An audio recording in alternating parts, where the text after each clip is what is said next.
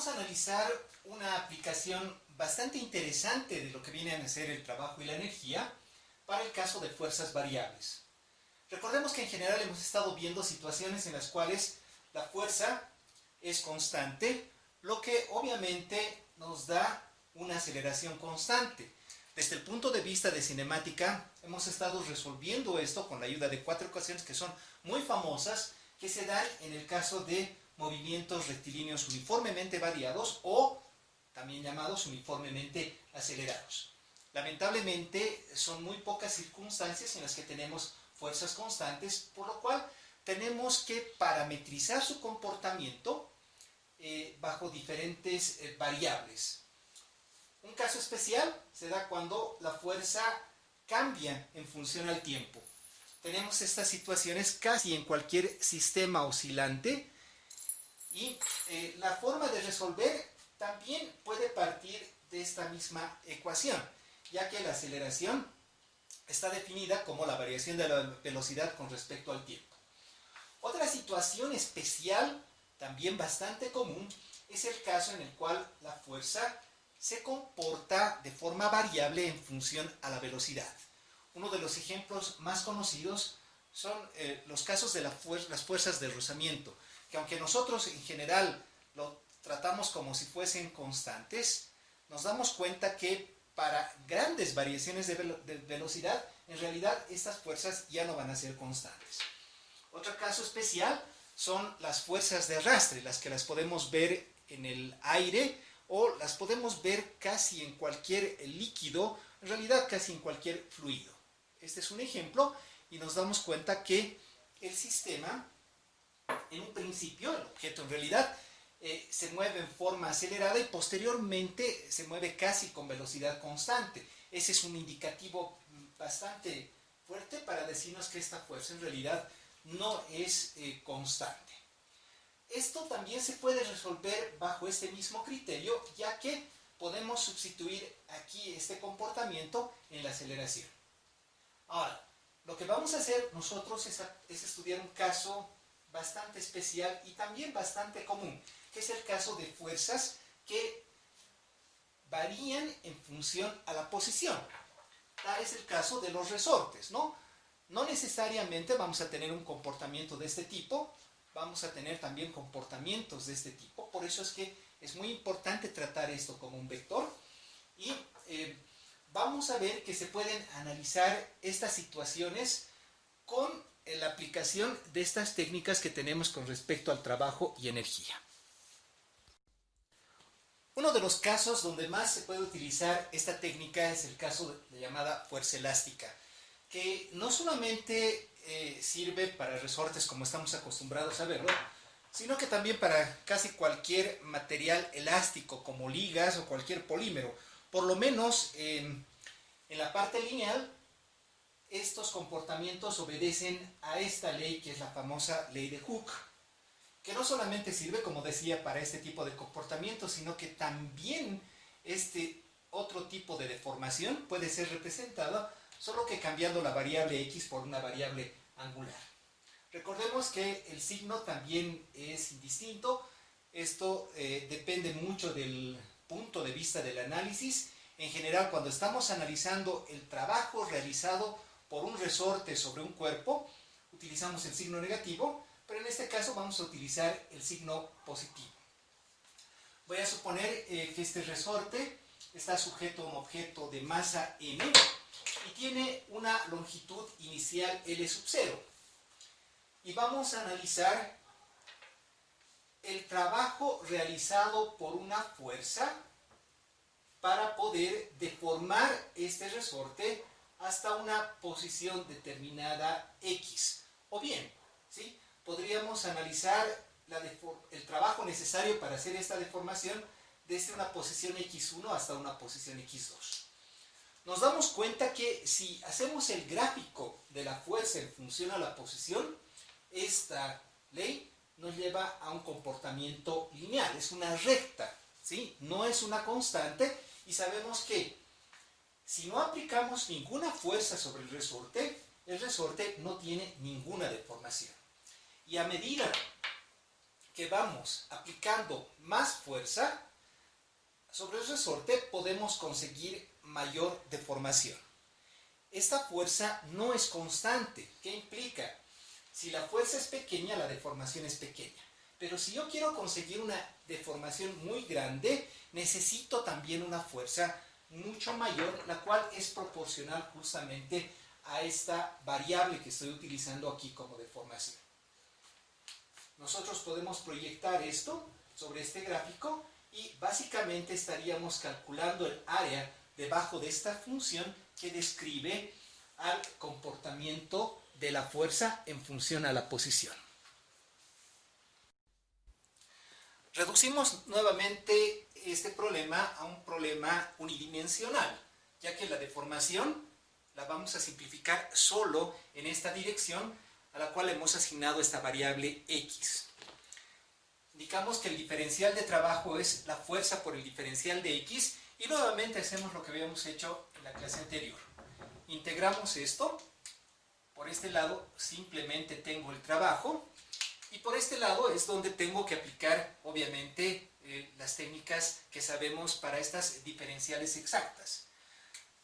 Voy a integrar desde la posición x1 hasta la posición x2, con lo que vamos a tener lo siguiente: la integral entre x1 y x2, y ahora sí reemplazamos el comportamiento de la fuerza, que sería k por x, por el diferencial de x. Si hacemos la integral de esto, obviamente vamos a tener un medio de k por x al cuadrado evaluado entre x1 y x2, lo que obviamente nos lleva a este resultado. El trabajo igual a un medio de k por x2 al cuadrado menos un medio de k por x1 al cuadrado. Lo que obviamente está proyectado en esta situación. Una situación todavía más particular se da en el caso en el cual quiero deformar a mi resorte desde su posición original, es decir, 0 de deformación, eso sería x1, lo que nos lleva a que este término se va a hacer 0, y x2 pasaría a ser x, que sería una deformación cualquiera, medida obviamente desde su posición original hasta el tamaño final que alcanza con la aplicación de esta fuerza y el trabajo necesario para lograr esto. Si reemplazamos esto, tenemos a esta ecuación que es mucho más conocida todavía, que sería igual a trabajo igual a un medio de k por x al cuadrado. Ahora, si nos ponemos a analizar el concepto mismo de lo que representa la integral, nos damos cuenta que estamos calculando el área que está por debajo de esta función, ¿sí? Y eso es lo que corresponde en realidad al trabajo en este espacio de fases, es decir, donde estoy graficando el comportamiento de la fuerza en función a la posición.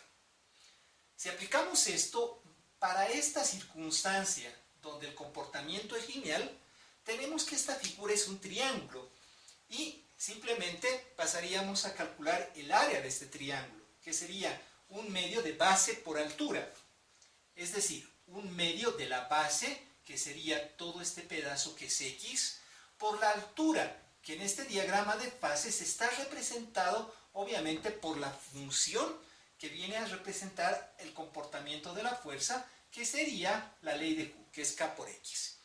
Y de aquí obtenemos exactamente el mismo resultado, es decir, un medio de k por x al cuadrado.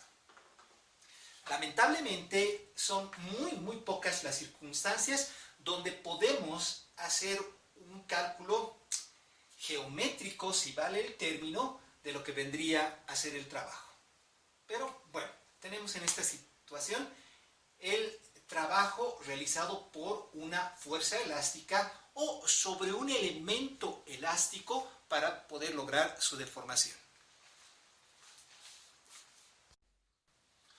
Otra aplicación bastante interesante es el caso del péndulo simple, el cual se considera simplemente un punto masivo. Entonces tenemos a nuestro objeto de masa m que está colgando de una cuerda de largo L, al cual vamos a intentar alejar de su posición de equilibrio un ángulo θ, mediante la aplicación de una fuerza totalmente horizontal, que es la fuerza F. Esto es lo que sucede generalmente en un parque cuando intentamos empujar a alguien en un columpio. Primero la jalamos y la aplicación de esta fuerza en general es totalmente horizontal para posteriormente impulsar. Otra característica de este ejemplo es que cuando hacemos esto tenemos que jalar a la persona en un sistema totalmente inercial, es decir, la sumatoria de las fuerzas aplicadas sobre esta persona tiene que ser igual a cero, ya que algún tipo de aceleración haría que esta persona caiga del columpio. Una vez que se impulsa, obviamente ahí sí el sistema es totalmente acelerado, pero bueno, esa ya es otra historia. Las fuerzas que están actuando entonces en este sistema son las siguientes. La fuerza F, que está aquí obviamente, la que genera el movimiento. Tenemos a la tensión y obviamente tenemos al peso actuando sobre el objeto. Asignamos un sistema de referencia. Tenemos aquí el eje Y, aquí tenemos el eje X. Proyectamos la tensión sobre el eje Y, proyectamos la tensión sobre el eje X y nos damos cuenta que el ángulo obviamente se repite en esta parte. Aplicando esto, tenemos para X, la fuerza F menos la tensión en X va a ser igual a 0. Para el eje Y tendríamos que la tensión en el eje Y menos el peso, esto nos va a dar igual a 0. Este sería nuestro sistema de fuerzas que hacen que se cumpla obviamente esta condición para que esto sea con velocidad constante y sea un sistema totalmente equilibrado. Entonces, jugamos un poco con la ecuación y decimos F va a ser igual a T por el coseno del ángulo y la masa por la gravedad va a ser igual a T por el seno del ángulo. Si divido la segunda ecuación entre la primera, lo que vamos a tener es que la fuerza es igual a la masa por la gravedad por la tangente del ángulo. Esto nos indica que la fuerza que estamos aplicando no es constante y tiene una variación de este tipo. La fuerza aplicada para conseguir el equilibrio en todo momento. Ahora, como mencionaba en el ejemplo anterior, no tenemos la posibilidad de hacer un cálculo geométrico, ya que si graficamos la fuerza en función al ángulo, vamos a tener un comportamiento más o menos de este tipo. Lo que estoy pretendiendo es llegar hasta este ángulo θ y lo que buscaríamos es calcular el área que está por debajo de esto. Ya que se trata de una curva y no es una curva cualquiera, ni siquiera se trata de una circunferencia, entonces es difícil aplicar aquí cualquier método geométrico, por lo cual vamos a tener que proceder a integrar nuestras ecuaciones. Una vez que tenemos identificado el comportamiento de la fuerza, podemos aplicar el concepto del diferencial de trabajo, que es el producto escalar entre el vector fuerza y el vector desplazamiento. Para esta situación, el vector desplazamiento siempre va acompañando en forma tangente a esta trayectoria tipo circular que tiene el péndulo y lo caracterizamos por este vector que es el diferencial de S. Recuerden muy bien por qué estoy utilizando esta variable, que es en realidad el arco o también llamada sección de arco, que está dado por el ángulo por el radio. En este caso, si extendemos esta trayectoria, vamos a tener obviamente una circunferencia de radio L, que es lo que sería en este caso nuestra situación. Si hacemos la diferencial de S, vamos a tener a esto como la diferencial de θ multiplicado por L, que es lo que reemplazaría a nuestro radio L.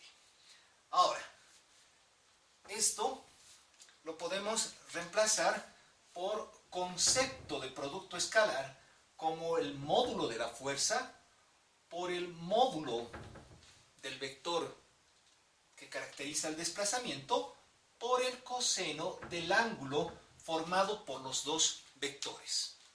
Entonces, si reemplazamos todo esto en nuestra ecuación, ¿qué es lo que tendríamos? El diferencial del trabajo va a ser igual a la masa por la gravedad por la tangente del ángulo, multiplicado por el diferencial de S, que sería L por el diferencial de teta, multiplicado por el coseno de teta. Integramos esto, como de costumbre, sabemos que de este lado tenemos el trabajo, y por este lado vamos a integrar, por simplicidad, en primer lugar, desde el ángulo cero, es decir, la posición de equilibrio, hasta un ángulo psi, que es un ángulo cualquiera que va a representar este alejamiento del. Esto se reduce a lo siguiente: trabajo igual a la integral entre 0 y psi de masa por gravedad por L, lo cual es constante, ya podría haber salido de la integral, y tenemos que tangente por el coseno del ángulo es igual a seno del ángulo por la diferencial de teta. El resultado de esta integral va a ser menos masa por gravedad por L por el coseno de teta, este evaluado entre 0 y este ángulo psi. Lo que nos lleva, obviamente, a decir que el trabajo va a ser igual a masa por gravedad por L, coseno de 0 es 1, menos el coseno de psi.